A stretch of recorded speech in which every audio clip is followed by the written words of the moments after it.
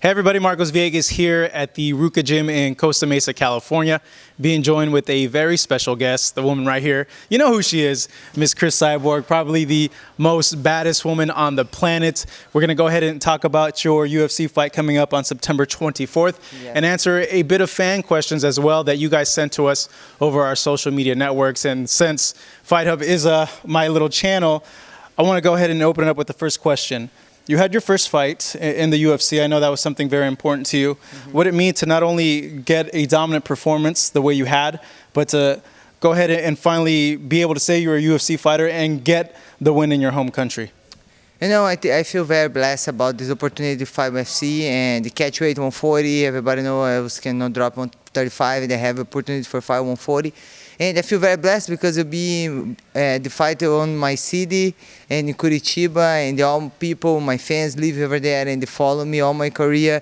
And it's an amazing opportunity. I really appreciate everything. To you, was it like the biggest fight of your career because like you finally made it to the UFC and there was so much hype, so much anticipation for you to finally fight for that organization? Did it seem like the biggest fight ever? You know, I think the fight I fought before with Gina Carano, the first time have a title belt for women's MMA, I think the biggest one this. But UFC, it's a big promotional. Everybody wants to see me there, and when people saw me my last fight, I think people really happy and they like share with me. And you know that something really against about the UFC before, it's about weight. You know, my weight, I was 10 years 145 world champion. And don't have the opportunity, you know, have my division over there. Were you nervous for fighting in the UFC in your hometown, or was it like a normal fight for you? You know, all the fights you will be a little nervous. I think if somebody say, I'm never nervous, you know, I think when you be nervous, so like you be sharp, you know, and you train hard, you know. This is my job. I train every day, and I never think about I want to win. Always I think I want to make the best fight, and if I win or lose, it's consequence. But I know I want to fight the best fight tonight, and for me, it'll be happy. So now you're main eventing. Yeah. I want to say, you know, that's a lot of pressure, but also a lot of excitement. What do you make of this matchup and fighting in Brasilia? You know, I was when I'm gonna fight, I think in my head, I say it's just one next sparring and that their gym. You know, I was when I go inside the cage, I just think about my opponent. I just see my opponent. I don't see anybody around me, and for clear my mind, from be focused just for my opponent. What do you make of the opponent, Lina Lansberg? You know, she's good at stand-up, the strike. I think you made fight because I like to stand-up too, and this strike game. But MMA, you know, everything can happen, and I want to be prepared for everything. All right, we're going to go ahead and open it up to the fan questions you guys went ahead and sent to us. These are fans of our social media that went ahead and sent you questions, and we're going to go ahead and start with the first one. Jay Frizzy wants to know, is this your last time at 140? Because he saw the video that you were cutting, and a lot of fans are concerned about your health. You know, almost 2 years I'm doing dieting when I work with George Lockhart. And for me, make 140, made 140 was a big challenge. You know, I'm not 18 years old anymore, I'm 30 years old, and you know, really hard. You know, I started this camp now, I'm 140 again. I started running, I say, man, again. And after this fight, I want a vacation, one break, because I really need it. You know, for make 140, I have to run like 6 miles every day and train every day. Today, I feel really exhausted today. And you guys saw my training, and I feel really exhausted because sometimes you eat a little bit, and you know, it happens. Sometimes you train good, sometimes you don't train good. And, you know, I don't know. I want, after this fight, one vacation. I know it's probably be a vacation that's much deserved, but how long can you keep doing the catch weights, you feel? You know, I suppose defend my belt 145, and Victor want more time for develop the girls for 145. And I would like to defend my belt, and I suppose defend my belt this time, and 140, 140. I can make 140, but I think, you know, very close, you know, because it's too much for my body. Yeah, it's a tough cut, and I know the older you get, the harder the cut becomes because, you know, it's just human nature, metabolism. You know, I think a woman sometimes in period, sometimes, you know, I think the women then have to put like 5 pounds more, you know. Water weight retention and all. Because with girls, it's worse, man. To girls, one time you 170, the other day you 163. It's crazy. It's just water. You hold so much water. It must be super stressful. All right, at Pro Wrestling Sim wants to know, and I know you were talking about this right now. When are you going to go back to 145 and defend your belt? I know you said that Invicta wants you to go ahead and do that. Is there a date? You know, my contract with Invicta and UFC, and you know, I'm a world champion 45. If I have opportunity to defend my belt, of course I will. And I just waiting, you know, Shanna and call me or Don White. Do you want the UFC to absorb the 145-pound division? I know you've spoken a lot about them creating a division so you don't not only have to cut, but it gives other women a chance in your division as well to be in the UFC. You know, for me, it'll be my dream, you know, make my division 145. And, you know, you don't see any champion go down for fight, you know, go up. You know, McGregor go up, and a lot of guys go up, you know, go down the weight. And I just really go down for have super fights. But I know the girls 135 top 10 don't want to go 140 to fight me. And I really don't know. But I would like, I hope, I have a dream for my division can be UFC one day. Have they told you anything about that? No. Not yet? Okay, I know fans will be waiting for news on that. All right, moving along with the questions here. This is the question that I have. So the women's division at 135, very unstable right now. You see the champion go and try to defend, and then they lose, and it went from Ronda to Holly to Misha to Nunez. What do you make of all that? And you know, it's not very good for the category, but you know, I'm happy because now it's world champions Brazilian girl. But you know, it's hard for promotion too, because Holly Holm champ, they will start promotion out, the new world champ, and they change. You know, Misha Tate, the new, it's hard for promotion too. But you know, it's women's MMA growing, and you know, have girls 100% great MMA. You know, you learn it's coming from judo, or some girl coming from kickboxing, and I think it's growing like men's before. And you know, have to, you know, you wait for this to happen. All right, moving along at Worldwide Boxing News over on our Twitter. Asks, how bad do you want to punch Ronda Rousey in the face? You know, I don't have anything against I hate Ronda Rousey. No, you know, I think just we need she's making one novella. And you need to finish the novella, you know. She's making novella, she's using my doping time for speak bad about me and about my family, you know. She hurts really bad my feelings, and you know, I never want to talk bad anything about interview. I like to do everything inside octagon, and I think for finish this novella, we need to meet in the octagon, you know, I think, and to see who's the best. She's like your Manny Pacquiao. I know like Floyd and Manny took like 5 years to go ahead and fight each other, but is there a worry at all on your part that the fight's going to happen, but 3 years from now where it's overdue? You know, something surprised me because, you know, Ronda, she's doing judo a long time. She compete judo a long time, and she lose a win. And she lose for Holly Holm. She depression, not coming back. You know, I say, man, once people follow her and think about when you lose, man, you have to, you know, it's something. You need to change something. You know, you can be better person, better athlete, and coming back and, you know, overcome.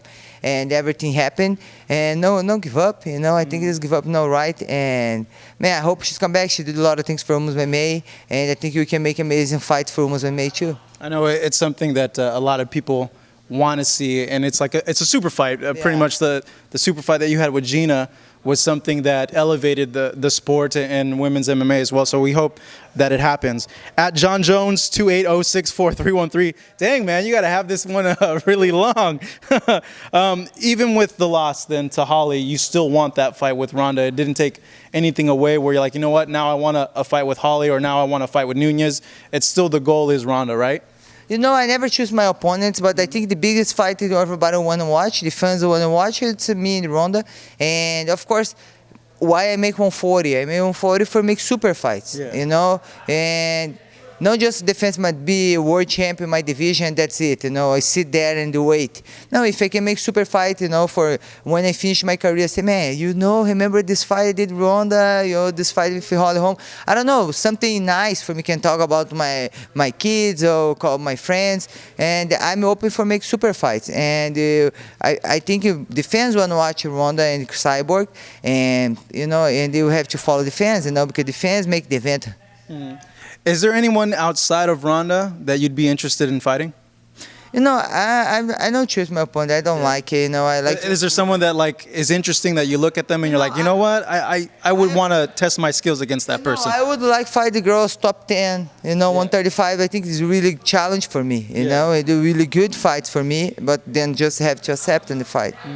All right, moving along right over here at Paul Formula wants to know, you and Cecilia Brecus were discussing about maybe coming to boxing. He thinks it would be huge for both women's boxing and women's MMA. How much interest is there in you in crossing over to boxing and having that fight with Cecilia?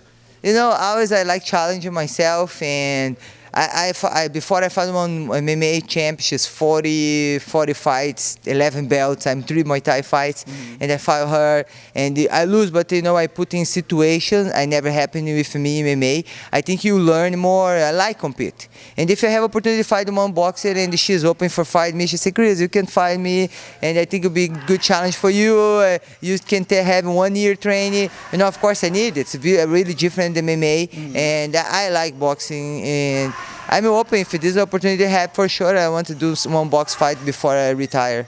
I think that'd be really interesting to see you. You'd probably be one of the only people that would have competed in an MMA cage, Muay Thai fight, and then a pro boxing fight. So that'd be something that would add over to your legacy, I feel. Cool, because you know, when you finish your career, retire, say, man, I did wrestling match, I did jiu-jitsu match, you know, I'm world champ jiu-jitsu.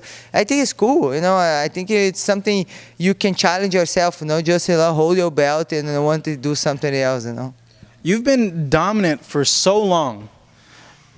But when you get someone in the cage with you, you finish them off so quickly and you make it look easy. For you, how do you stop from being complacent? How do you stop from being bored because you're going out there and you're really just running over the competition? How do you keep yourself challenged still?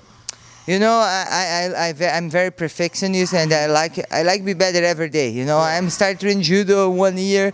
You know, the biggest challenge me in Ronda, I think I met my coach, Israel Hernandez. I really love this guy. He's really nice. He's from Cuba, and he teach me judo. I think you know, you have to challenge yourself in learning. And if I do MMA, it's mixed martial arts, and all the girls study me, and I never have the opportunity to show more things inside the cage because the fight finish really fast. But you know, I have a ground game. I like wrestling, and I like a lot of things. But I don't have the opportunity for show of this. But I never want to stop. You know, I want to learn it all the time because I know I have girls looking for me and they study me and want, you know, challenging myself there too. And I have to prepare and be ready. And you know, I think my faith, you know, I love training. This is my job, and I always want to do everything I'm doing. I try to do my best. You know, if I have to clean one house, I am gonna clean it my best. You know, if everything I'm doing, I like to do my best. You know, I don't like to do halfways. For you, because you've been a pro for so long, is the desire still there? Like when you first started, do you still have fun doing all this? You know, in beginning, it's look like it's not a job. Yeah. In beginning, it's hobby. You like training, and when it starts to be like a job, it's a job. You work in the morning, come to work, but you know, it's really hard, tough job because it's not just your brain will be exhausted, but your body too. You know, and you have other life. You have to come back home, make a house, food, and clean your house. You know, it's like a job, but you exhaust too. And now it's a job, you know, and I picked the job. But all my life I started training, not MMA, but handball and the other sports when I was 12 years old. And I really disciplined and eat everything. And it's a really long time. And I try motivating me every day. Sometimes I come train, I'm so exhausted. Okay, I'm training this I do for God. I try the best for God. You know, because sometimes you really tired, you know, you're really tired. Today I'm really tired too, and I have to show up because I need to lose weight, and it's a long way, you know, for my next fight. Do you still love the job though? Huh? Do you still love your job? I love my job. Yeah, it's really, everything you do, you have sacrifice. I think nothing easy. Nothing easy, and really, really hard. You've been fighting for so long. When do you see the eventual end? How much longer do you want to fight for? And do you see a light at the end of the tunnel? I think maybe more 3 years. I don't know. I'm 31 now, maybe 33, and because I look for have a kid. I don't know. I really don't know. I live with God's plan in my life, and I don't know. Maybe 3 years, have a kid, and fight again. I really don't know. I just waiting, see if I have my division 145, and have other opportunities for other girls too. I have a lot of bigger girls. The world champ now in Olympics judo, she's 7-8 kilos. And people ask, you want to fight MMA, but don't have her division. Yeah. And I look for help for the big girls who want to fight, and I hope we can get a weight 145. You've been watching a lot of the Olympics? Motivate me. It's so you can see it's so hard than work too. Sometimes I'm tired and you see the girl gymnast and everything they have to be perfect. And I look this and say, motivate me. I see when then winner and then cry and then, you see yourself there how much you train. All right, now ending this interview, tell us, what fans can expect from you coming up on September 24th in your main event. I'm really happy fighting Brazil for my fans, and everybody know me. I will try the knockout and KO. This is my style, and you see aggressive Cyborg and same one. And I try to be better all the time. I go in the cage, and maybe can show better game all the time. All right, Cris, thank you so much. Really appreciate it here with Cris Cyborg at the Ruka Gym in Costa Mesa, California. I, of course, am Marcos Villegas. Make sure to not miss her fight September 24th, UFC Fight Night. She's main eventing in Brazil.